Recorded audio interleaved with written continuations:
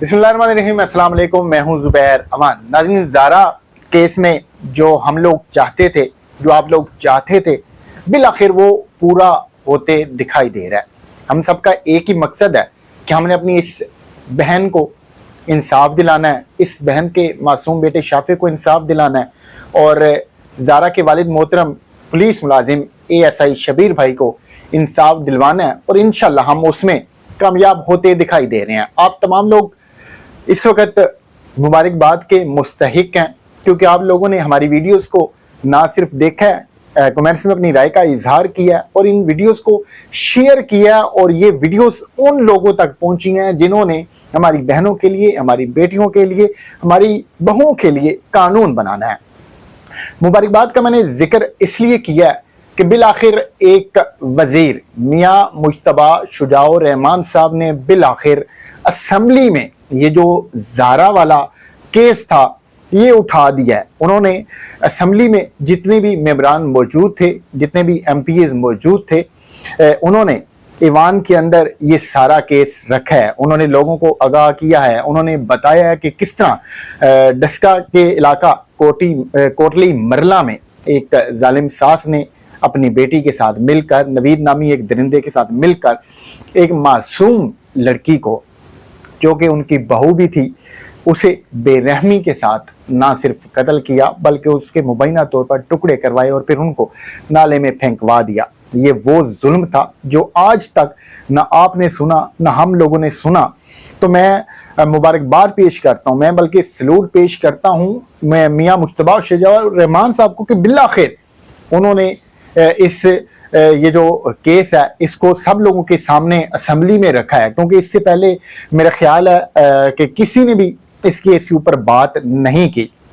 तो जब असेंबली में वो ये तमाम FIRs और जो पुलिस की कारकर्दगी थी वो बता रहे थे, तो इस मौका के ऊपर जो मेरे ज़राए जो मुझे इन्फॉर्मेशन मिली है वो ये है कि जो DPO सियालकोट हैं वो भी मौजूद थे। उन्होंने मियां साहब को ना सिर्फ तमाम तफसीलात बताई, एक एक चीज से उन्होंने आगाह किया और उन्होंने ये भी यकीन दहानी करवाई है कि इंशाल्लाह इस केस के अंदर किसी भी किस्म की कोई कोताही नहीं होगी।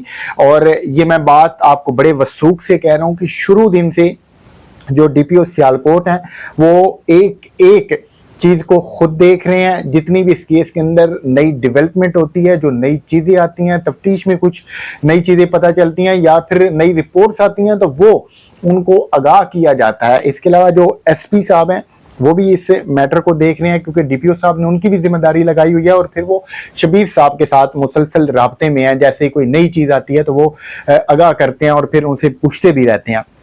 तो अभी एक और चीज़ है कि कुछ रिपोर्ट्स हैं जिनका इंतज़ार है। अभी आपको पता है कि सिर्फ फॉरेंसिक जो लैब है वो पूरे पाकिस्तान में एक ही काम कर रही है और फिर इतने ज़्यादा नमूने होते हैं कि रिपोर्ट्स आते आते कम अज़ कम 3 माह लग जाते हैं। तो ये वाला जो केस है ये क्योंकि है संगीन नोयत का, तो इस महीने के एंड तक इंशाल्लाह कुछ जो रिपोर्ट्स बाकी हैं, मतलब वक्त से पहले रिपोर्ट्स ये जो फॉरेंसिक लैब है ये प्रोवाइड कर देगी पुलिस को, ताकि इस केस को हतमी नतीजे तक पहुंचाया जा सके। तो इंशाल्लाह हमें उम्मीद है, हमें यकीन है कि हमारी बहन ज़ारा को इंसाफ मिलने वाला है और ये इंसाफ मिलकर रहेगा।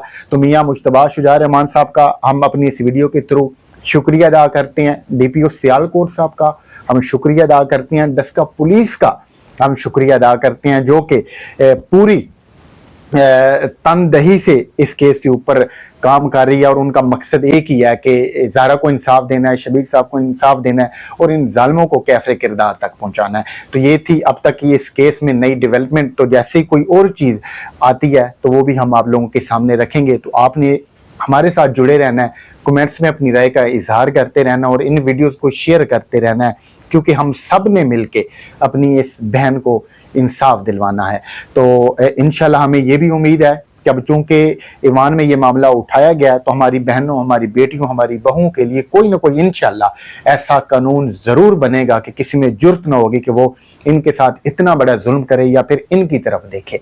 तो अल्लाह पाक आपकी हमारे हम सब की हाल पे रहम फरमाए। मिलते हैं अगली वीडियो में। अल्लाह।